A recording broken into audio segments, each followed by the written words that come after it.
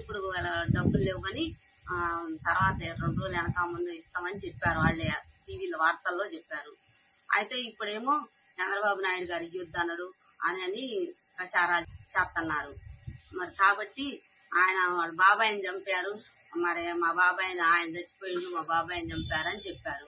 కానీ వాళ్ళ బిడ్డలే వచ్చి ఆయనే చంపారు, మా వాళ్ళే చంపారు అని చెబుతున్నారు. అప్పుడే అట్లా ఆడుకున్నారు. ఇప్పుడేమో వృద్ధుల్ని వికలాంగుల్ని అందరినీ కలిపి ఎలక్షన్ల ముందు మమ్మల్ని చచ్చిపోయారు, అది ఇది వాళ్ళ వల్లే చచ్చిపోయారు, చంద్రబాబు గారు నాయుడు యుద్ధని చెప్పింది పెంచిన మరి పావద్దన్నాడు, ఆపేసి వాలంటీర్లను ఆపేసిందని ఆయన చెప్తున్నారు. ఆయన ఇచ్చేవాడే కానీ ఆయన ఆపేవాడు కాదు. ఆయన ఎలక్షన్లో చంద్రబాబు నాయుడు గారు ఆపారని విష ప్రచారం జరుగుతుంది. కానీ చంద్రబాబు నాయుడు గారికి ఫెన్షన్లు ఆపడానికి సంబంధం ఏం లేదు. మేము ఫెన్షన్ కోసము వాలంటీర్లకి ఫోన్ చేస్తే పైనుంచి డబ్బులు లేవన్నమాట మాకు తెలిసింది. తర్వాత మేము సచివాలయంకి వెళ్ళి అమౌంట్ తీసుకొచ్చుకున్నాము. వృద్ధులు, వితంతువులు, వికలాంగులు అందరు ఇబ్బంది పడుతున్నారు. 200 దగ్గర నుంచి 2000 చేసింది చంద్రబాబు నాయుడు గారి పెన్షన్. అటువంటి వ్యక్తి పెన్షన్లు ఆపుతున్నారు అని దుష్ప్రచారం చేయడం అనవసరం. ప్రతి ఎలక్షన్కి ఇది ఒకటి వాడుకొని చంద్రబాబు నాయుడు గారి మీద బురద జల్లడం కోసం కేవలం జగన్మోహన్ రెడ్డి గారు ప్రయత్నం చేస్తున్నారు. కానీ ఈ పెన్షన్లు ఆపడానికి చంద్రబాబు నాయుడు గారికి ఎటువంటి సంబంధం లేదు. 2019లో వాళ్ళ బాబాయ్ గారి హత్యను కూడా చంద్రబాబు నాయుడు గారి మీదే రుద్దాలని చూశారు.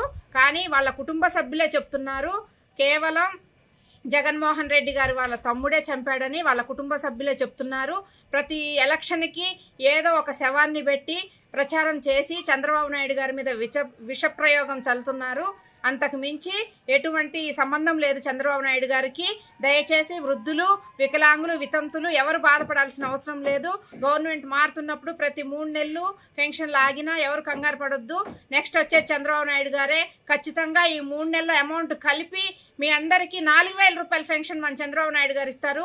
ఎవరు భయపడాల్సిన అవసరం లేదమ్మా. వృద్ధులు, మహిళలు, వికలాంగులు జగన్మోహన్ రెడ్డి గారు చేసే దుష్ప్రచారంలో మీరెవరు బాధపడాల్సిన అవసరం లేదు. మన నారా చంద్రబాబు నాయుడు గారు వచ్చిన తర్వాత ఖచ్చితంగా మీ అందరికి పెన్షన్లు వస్తాయమ్మా. ఎవరు భయపడాల్సిన అవసరం లేదు. ఆలక్ష్యం అండి.